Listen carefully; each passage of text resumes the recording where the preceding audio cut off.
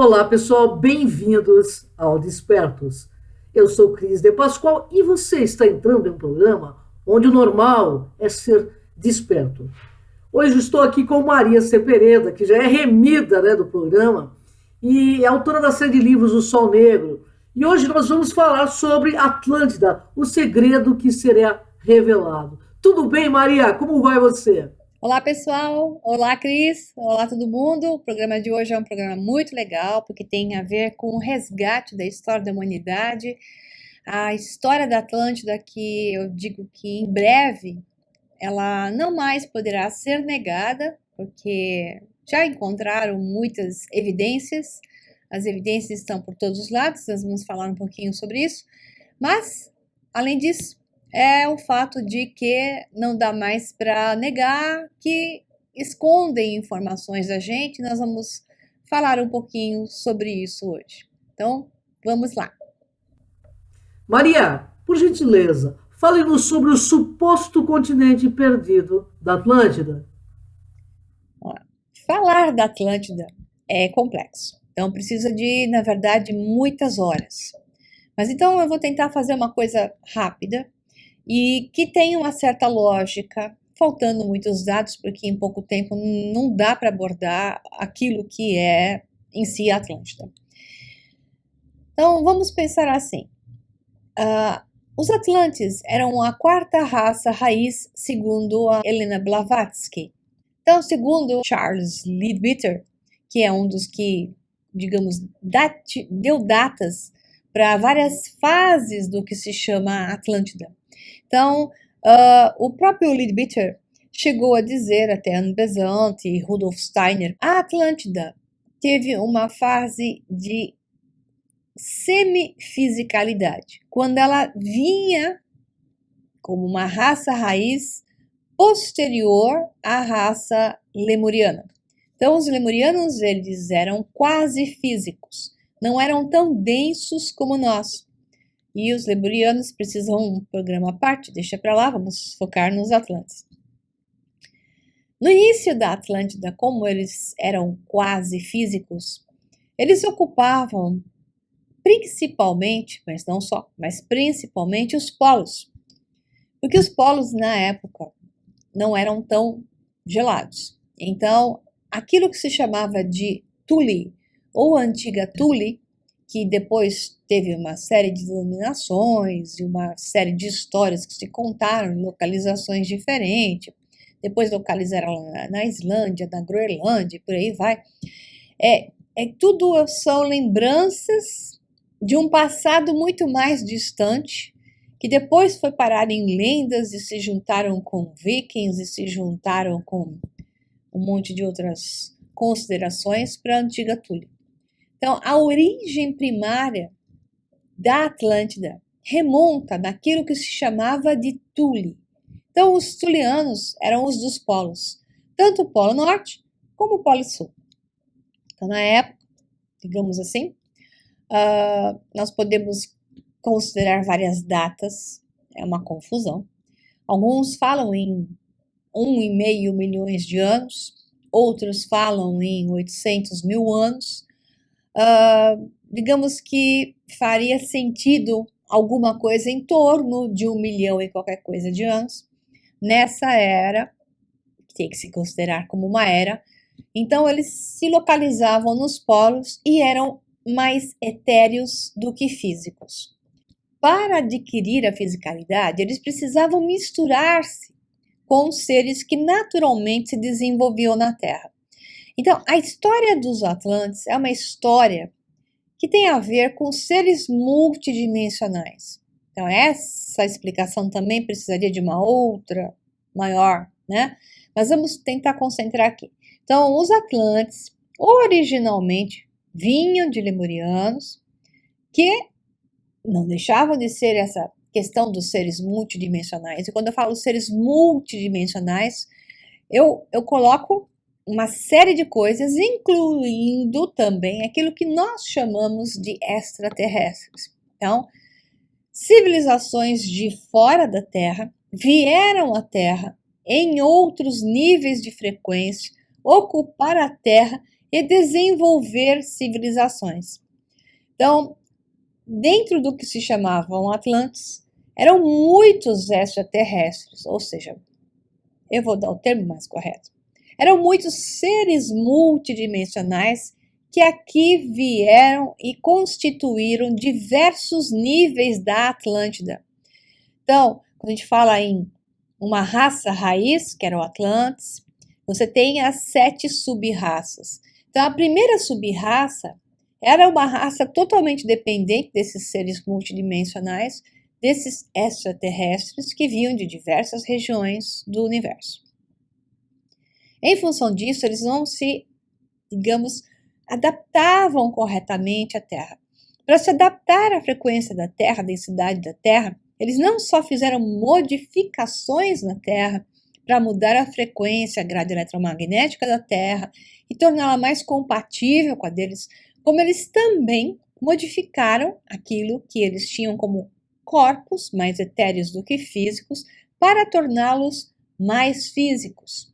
Então, a Terra se desenvolvia naturalmente antes dos Atlantes, antes dos Lemurianos, e naturalmente se desenvolviam de acordo com mais ou menos aquilo do que Charles Darwin, na teoria da evolução das espécies, disse, né, que realmente havia um desenvolvimento natural.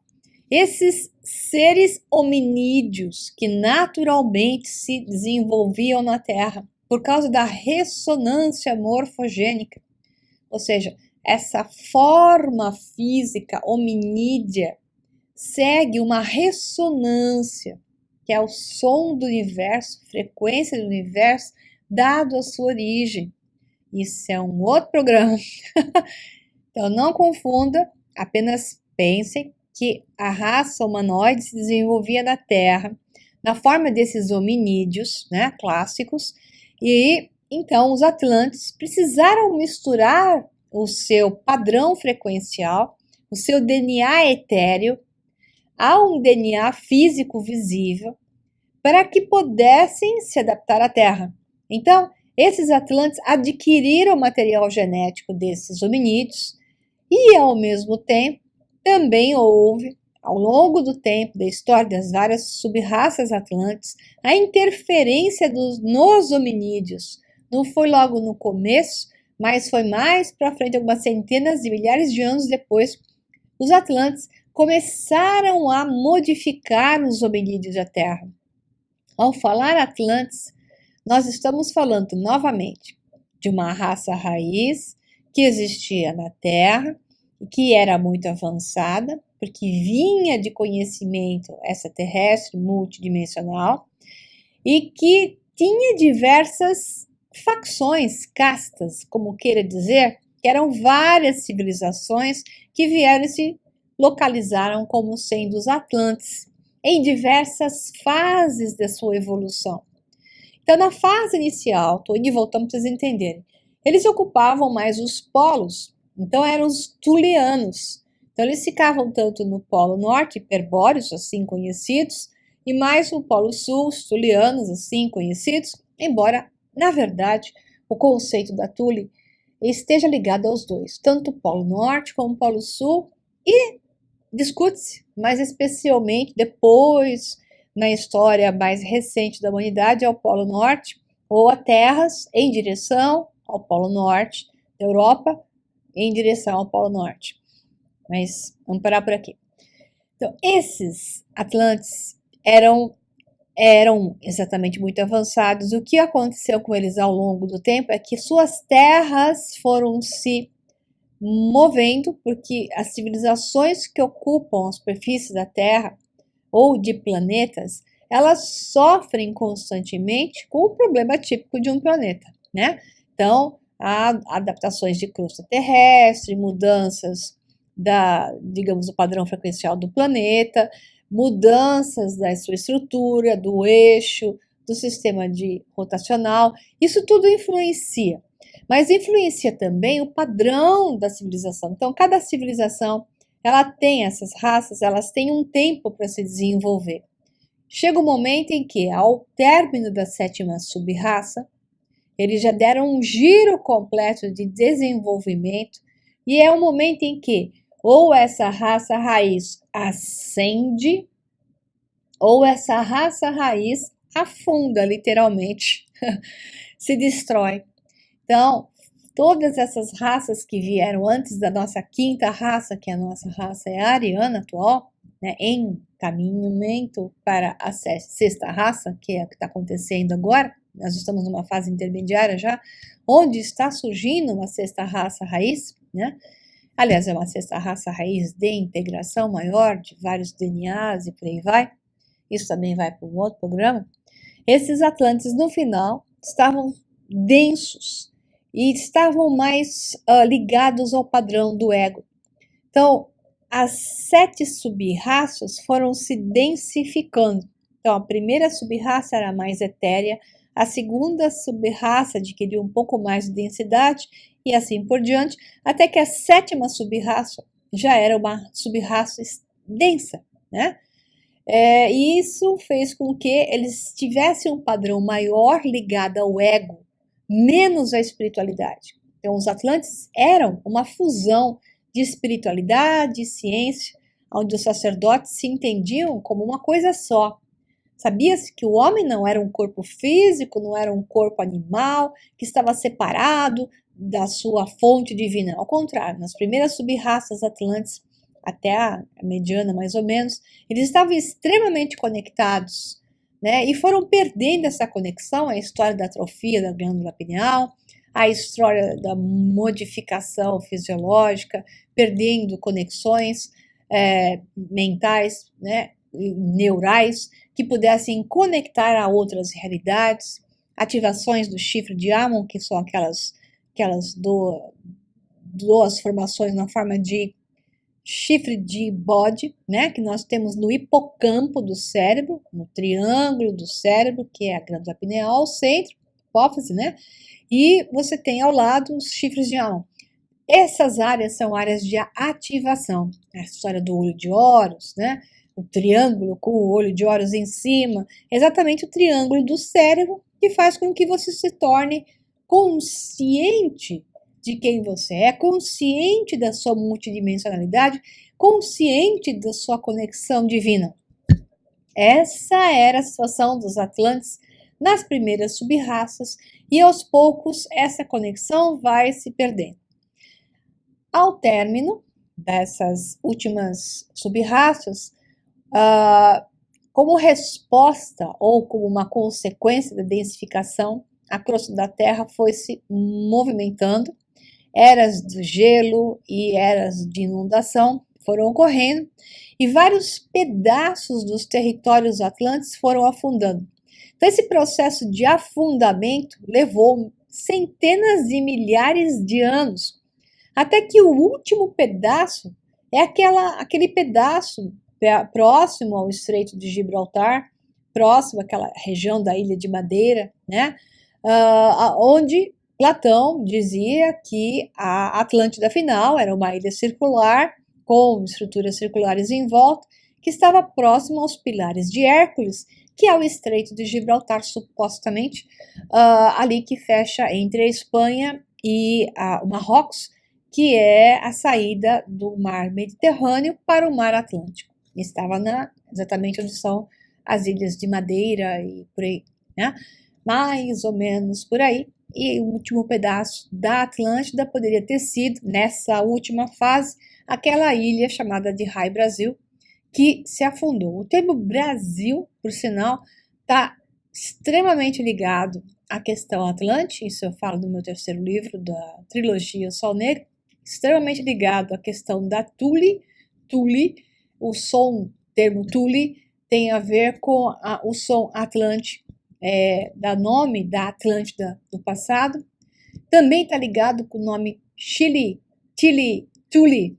Ninguém sabe por que Chile chama Chile, não tem uma origem descrita, discute-se fortemente, e disse que Chile é Chile, porque Chile vem de Tule, que eram os tulianos do sul, que estavam na Antártica, e que talvez ainda residam lá, debaixo da região daquele continente, digamos assim. Isso são várias discussões.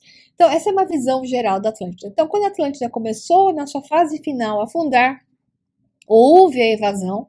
Claro que não morreu todo mundo. Óbvio que deu tempo deles irem migrando, tanto para as Américas, como migrando para a Europa, migrando para tudo que é lugar, e daí África e Egito, daí que surgiram civilizações que tinham uma mesma coisa em comum, religiosa, espiritual, uma mesma ideia, um mesmo comportamento, umas mesmas figuras, umas mesmas ideias, mesma arquitetura, mesmas estruturas e também mesmas tecnologias. Interessante que a humanidade foi emburrecendo conforme foram passando os anos. Então, supostamente, o último pedaço da Atlântida afundou em 10 mil anos, entre 10 e 11 mil anos antes de Cristo, que é a época da última inundação, que é aquele dilúvio, né? Então, isso mudou completamente a estrutura da Terra, o mapa da Terra. Então, esses Atlantes se passaram a várias regiões, uma delas foi o Egito. Por isso que é chamado Tédios, naquele filme, como é que chama? Os Deuses do Egito, muito interessante, por sinal. Eles abordam a imagem dos deuses que viviam na Terra, Osíris, Ra, Horus, viviam na Terra. Esses eram Atlantes. Esses eram os Atlantes finais, que eram considerados deuses, que viveram, exemplo, no Egito, não só, mas no Egito, e que ali deixaram seus descendentes e nomearam os seus descendentes. Legal que naquele filme Deuses do Egito, eles mostram que o último faraó, que o primeiro faraó humano surge ali, né? Quando Horus nomeia aquele que ajuda ele no filme, é como o primeiro faraó humano. Antes disso, você tinha os deuses que habitavam o Egito, que eram os faraós, eram os reis. Depois disso vieram os Senchu-Hor, que eram os discípulos de Horus, treinados, semideuses, já misturados com os homens normais, né? E depois veio a série de faraós, que eram de menor linhagem divina e a maior porcentagem de DNA normal, digamos assim. Então, essa é a sequência e nós temos como avaliar na história provas que mostram essa correlação dos Atlantes terem fugido para várias áreas do planeta e terem, então, com essa evasão, originado civilizações que tinham coisas em comum, incrivelmente em comum, e que nunca poderiam ter tido essas coisas em comum porque nunca se encontraram. E algumas até em timelines, como se fala, em linhas de tempo diferentes. Vai lá, Cris. Maria, seria a Atlântida o elo perdido da humanidade? Com certeza, a Atlântida é o elo perdido da humanidade, não só, mas ela é o elo principal.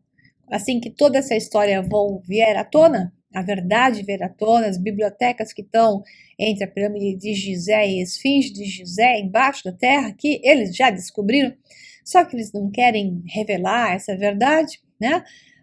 Ali está a história da humanidade, ali está contada a história da humanidade e uma hora dessas, essa verdade vai ter que ser revelada. Pode continuar, Cris. Se a Atlântida, Maria, é o elo que prova aí as similaridades entre as culturas, quais são as provas que embasam isso? Então, Cris, a melhor forma de provar isso, né, é ver as evidências que nós temos de construções.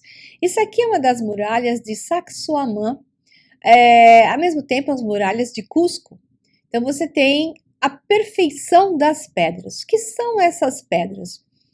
Essas muralhas, elas foram construídas com um processo extremamente avançado. Nem hoje nós conseguimos lidar com pedras que são monolitos, né? Monólitos ou monolitos, como queira falar, com esse tipo de perfeição de encaixe. Imagina se com enxadinhas ou faquinhas, ou o que for que você quiser, martelinhos de cobre, que isso era na época do Neolítico. Nós não tínhamos ainda ferro, pela data, né?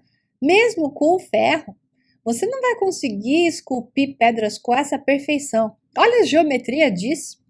Isso não foi esculpido, isso foi moldado.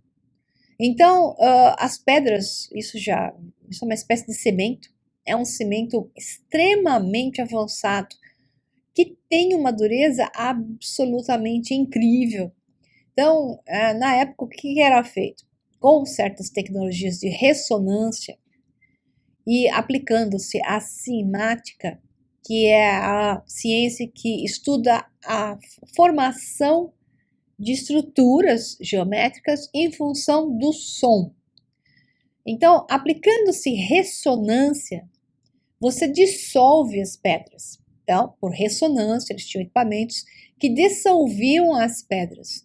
E por cimática, com outro som, eles faziam com que essa geleia, que era feita através das rochas, elas eram uma espécie de ficavam plásticas, como uma massa.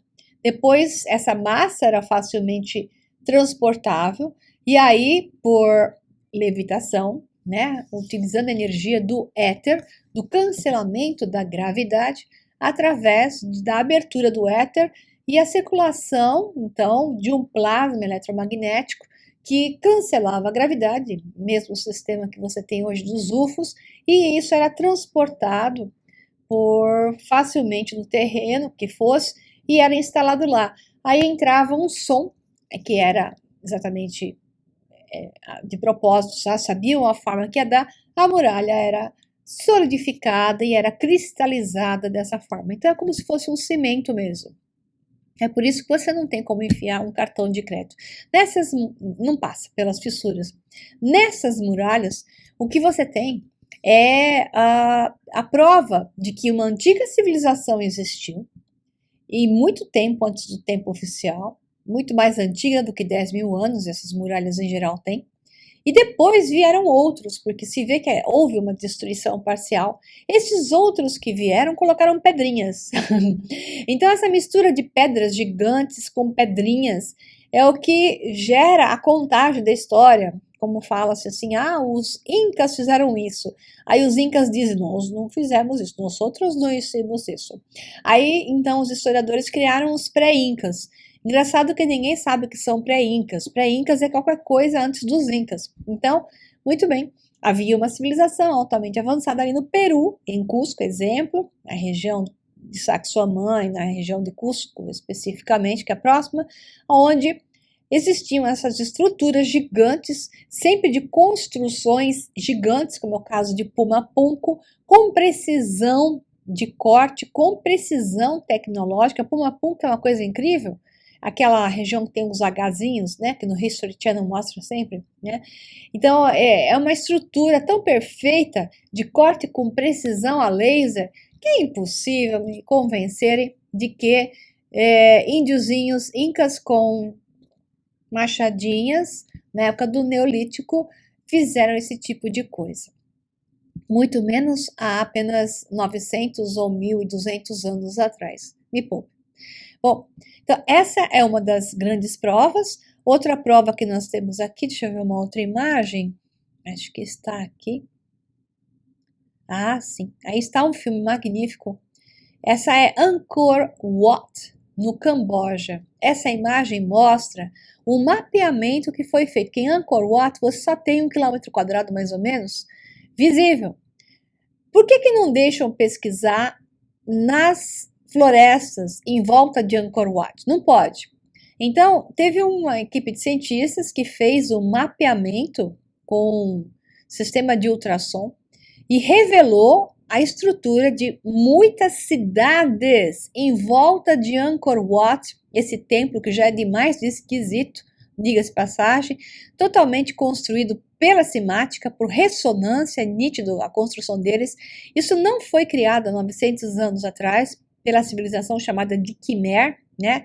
Depois veio o Khmer vermelho e tal, e depois virou Camboja, né?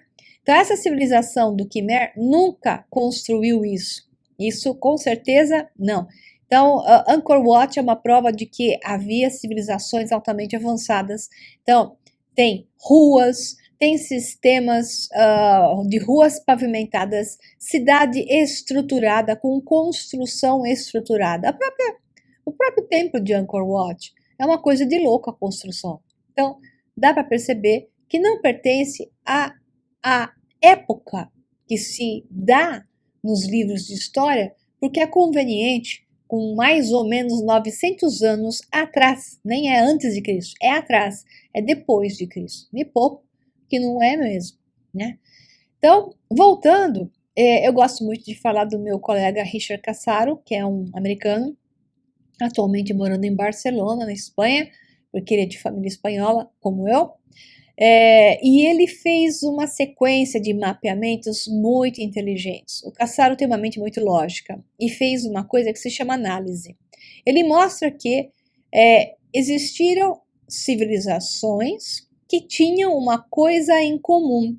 Essa coisa em comum era uma mesma estilo arquetípico para as religiões, para as construções e para tudo que você via, até para as guerras. Então, aqui ele mostra a história, né, do símbolo divino. Então, tanto no Egito como na antiga Suméria, ou Assíria, ou Babilônia, ou Pérsia, você tinha a influência a visão de homens barbudos que tinham como se fosse ter naves voadoras, né? Porque tem pezinhos aqui, isso aqui parece uma coisa tecnológica, sem dúvida nenhuma. Todas elas com essas asinhas, né? Essas asinhas são muito interessantes, porque, queira ou não, é a mesma coisa no Egito, que você vê sempre a questão do cajado, a serpente, as asas e o olho que tudo vê em cima, ou o símbolo solar em cima. Então é sempre o símbolo solar, as serpentes que vão em direção ao símbolo solar e as asas que significam em si o sol e as asas, o seu eu superior. O mundo das serpentes e qualquer coisa que tenha como representação de mundo animal é o mundo da terra. Então é sempre o caminho da ascensão, de retorno ao olho que tudo vê, ao caminho da iluminação ou contato com o seu eu verdadeiro. É muito interessante essa repetição simbólica. Como você tem, por exemplo, aqui, isso, que são representações que você tinha também na antiga Síria, a Síria também, mas antiga Suméria, Babilônia novamente, bom, ali na região do Iraque, entre as civilizações que ficavam ali na região entre o Rio Tigre e o Rio Eufrates, você tinha essas armas disparadoras de raio. Aqui acima, à esquerda, você tem lá um deus que pode ser Júpiter ou Zeus, conforme for. Então, todos eles tinham uma mesma tecnologia em comum, e isso é realmente muito interessante. A outra coisa que está em comum a várias civilizações é o terceiro olho, que é a imagem que está aqui. Essa imagem do terceiro olho se repete em civilizações que nunca se encontraram, dos dois lados do planeta, entre vários hemisférios, norte e sul. Então, é lado esquerdo e lado direito do Oceano Atlântico, e norte e sul. Interessante que todo mundo sempre representa o terceiro olho como alguma coisa divina. Isso se repete, se repete, se repete.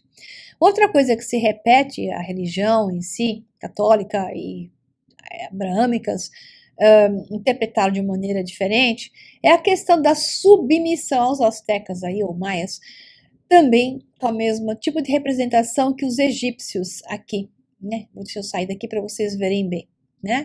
Onde nós podemos ver um ser, digamos, mais nobre, de maior estatura, por sinal, sempre submetendo o outro, aprisionando, submetendo. Essa representação, sempre mantendo o padrão de um maior e o outro menor, em duas civilizações fora da linha do tempo, né? Que eles nunca se encontraram, porque eles têm mais de 3.000 anos de diferença, 2.000 anos de diferença, dependendo da época. Eles representaram a mesma coisa, que é a submissão do seu eu inferior ao seu eu superior. Isso é a representação do arcanjo Miguel matando o dragão, né? Isso é a representação da serpente na árvore da vida, né? Isso é representação de Shiva pisando também no demôniozinho. Então, essa é a representação de submeter o seu ego à sua divindade. Então, é uma representação em comum em todas essas civilizações. Esse é um ponto muito interessante e é uma das, digamos, colunas de Baalbek, que são tantas, né? Então, em Baalbek, no Líbano, você tem essas colunas. Como é que escravozinhos conseguiriam mexer com uma coisa dessa que tinha várias centenas de toneladas? A troco de que eles iriam fazer uma coisa dessas? É óbvio que você tem uma época onde era anterior à época oficialmente contada nos livros de história, que havia tecnologia para construir templos, construir edifícios com monolitos. Então, em vez de fazer tijolinho ou pedrinha uma em cima da outra cimentada, eles iam direto em grandes rochas. Por que eles iriam fazer isso? Porque eles tinham tecnologia para isso. Então, Baalbek é uma das grandes provas, porque são tantos os monolitos. E se a gente vê o templo de Baalbek, Alexandre o Grande, quando entrou na região, mandou construir um templo aqui em cima. Então, a parte de cima dessa base toda, que tem essas rochas com várias centenas de toneladas, elas eram a base que já existia lá. Então, eles encontraram uma base que pertencia a um templo de época que ninguém sabe, e Alexandre erigiu esse templo em cima, um templo helênico, em cima da estrutura que estava embaixo, que é feita de monolitos absurdos aqui. Então, tem alguma coisa realmente estranha na história que não bate, não tem como ser, digamos, aceita. Veja como a mesma simbologia se repete, se repete, se repete. Os etruscos eram um povo da Itália, surgiram vindo, na verdade, 800 anos, 700, 600 anos antes de Cristo. Isso está no meu terceiro livro, que eles fazem parte da história do meu terceiro livro, que fecha a trilogia Sol Negro. Eles vinham da antiga Suméria. Da Suméria, eles migraram para a região ao redor do Mar Negro.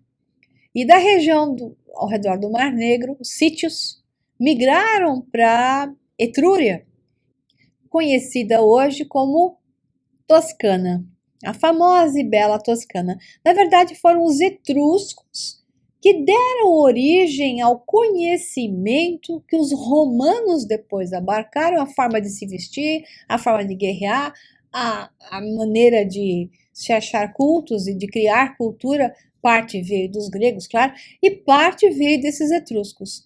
Então, a questão é que os etruscos são uma civilização que não deixa nada escrito e não se tem a origem clara, e a origem deles, de acordo com alguns historiadores muito corretos, é que eles vieram da região ali do norte do Iraque, que hoje seria considerado como a antiga Suméria, digamos assim, especificamente.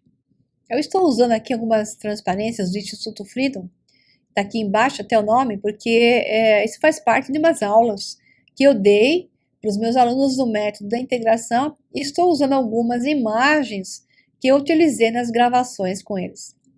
Então, voltando aqui, o que nós temos também aqui é a questão da última era, do ouro, Deus universal. Então, nós temos em várias regiões do planeta, como na antiga Mesopotâmia, no Irã, em Esparta, na Grécia, e na Escócia, uma mesma representação de figura, sempre na dualidade, eles sempre com uma mão de cada lado, cabelos ou chifres estranhos, né? E essa aparência é um padrão de gravura.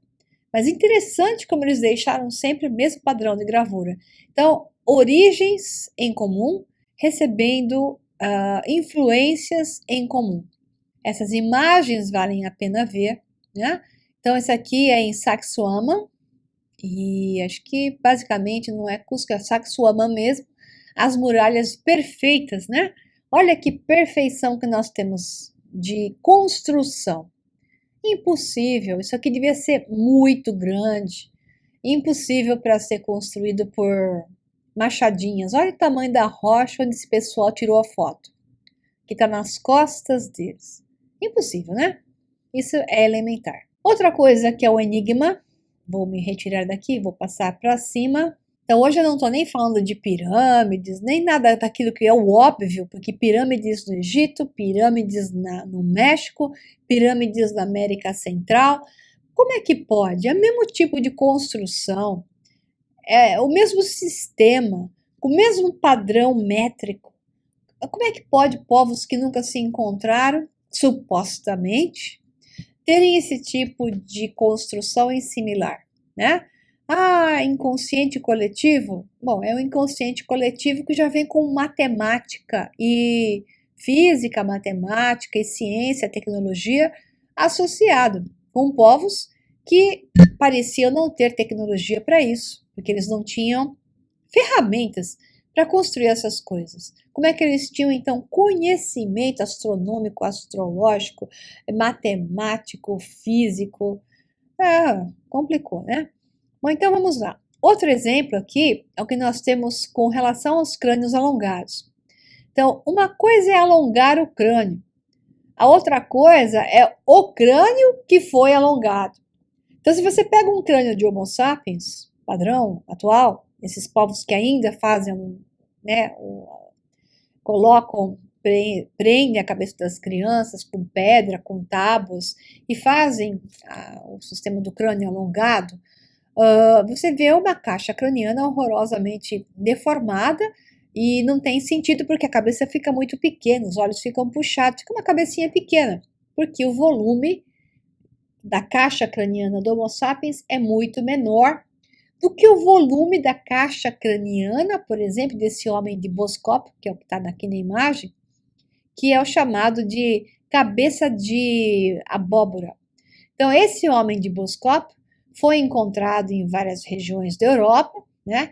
E ele já tem uma cabeça com mais ou menos de 25%, 30% a mais de volume craniano, até 50%, 60% a mais.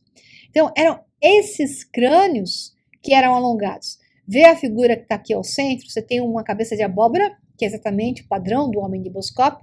Não é só o formato e o volume que é aumentado.